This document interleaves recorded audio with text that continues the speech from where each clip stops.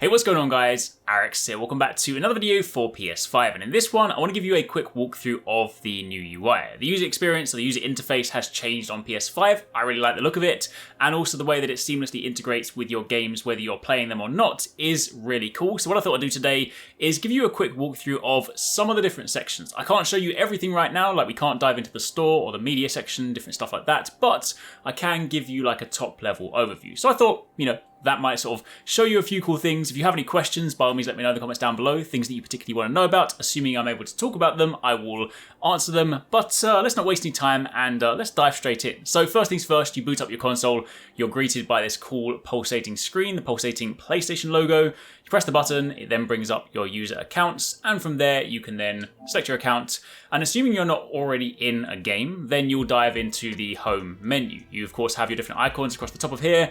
You can see I have Spider-Man, Devil May Cry, I have Astro's Playroom. These are basically ordered in the most recent things that you have played, so of course that order itself will change.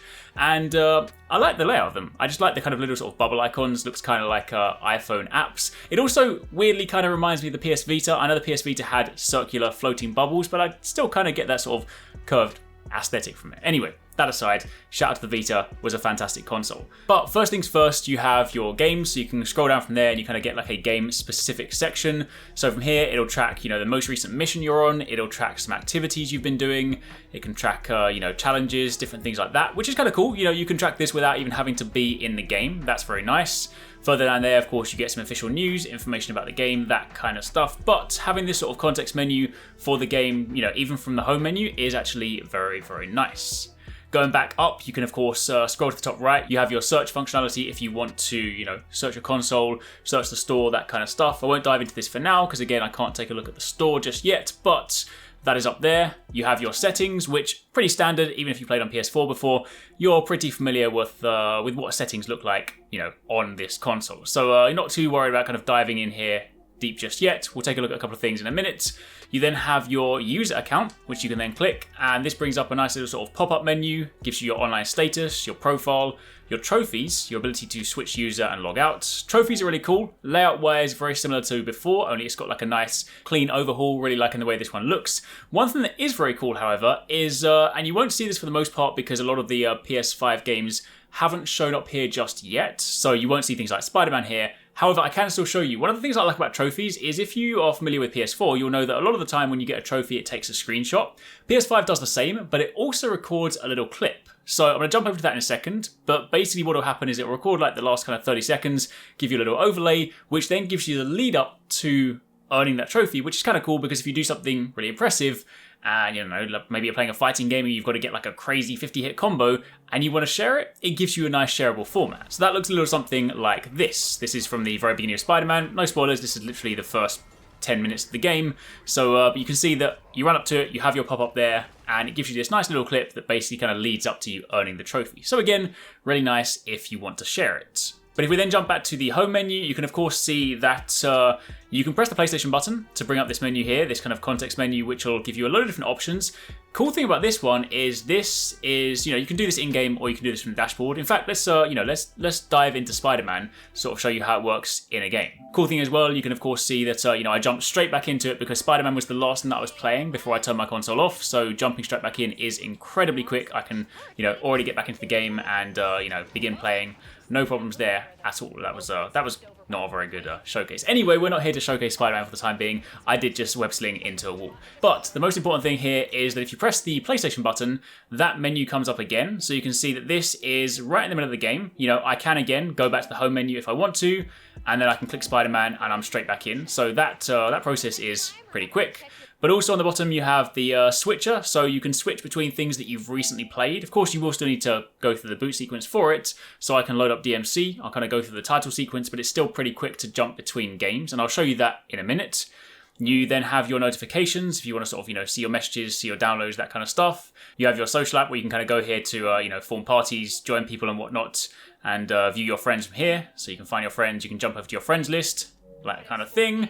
We then go back from there, you can go over and you can turn on music, you can adjust your sound, your microphone, your accessories, you of course access your profile here, and you can turn the console straight off, and you can then go and you can press customize if you so wish, and you can adjust what you see here. So if you wanted to, you can, you can add in some things. You can add in broadcast, accessibility, network stuff, that kind of stuff. So yeah, you've got a lot of customization when it comes to this quick menu. But one of the cool things is if we go over to the switcher, to give you an example, we're going to jump over and jump into DMC.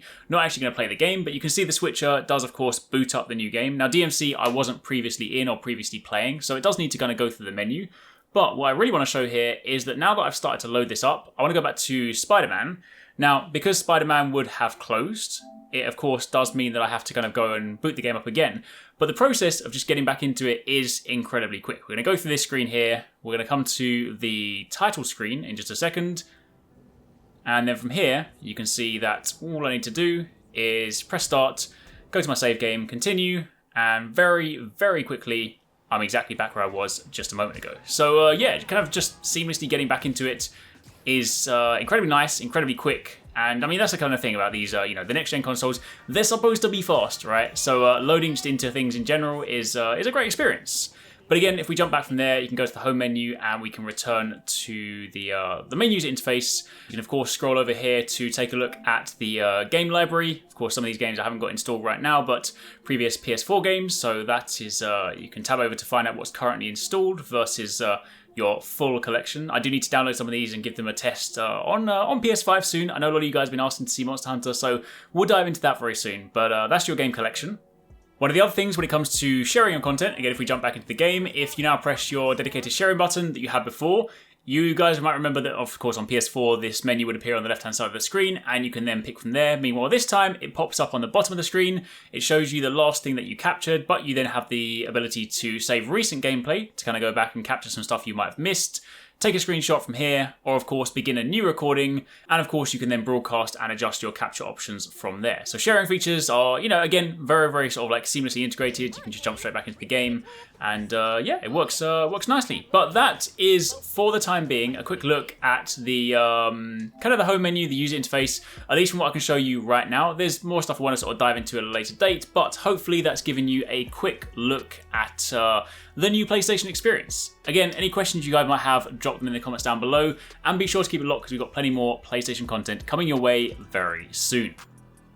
Thanks so much for watching, guys. I hope you enjoyed that video. Don't forget, if you haven't already done so, you can join the HyperX Gaming Discord. We've got an awesome community over there with so many different channels for you to chat loads of different topics and different games. I'm in there, the team's in there if you guys want to chat with us, find people to play with. It's just in general a great place to be. And of course, if you enjoyed this video, don't forget to turn on those notifications so you don't miss any of our future uploads.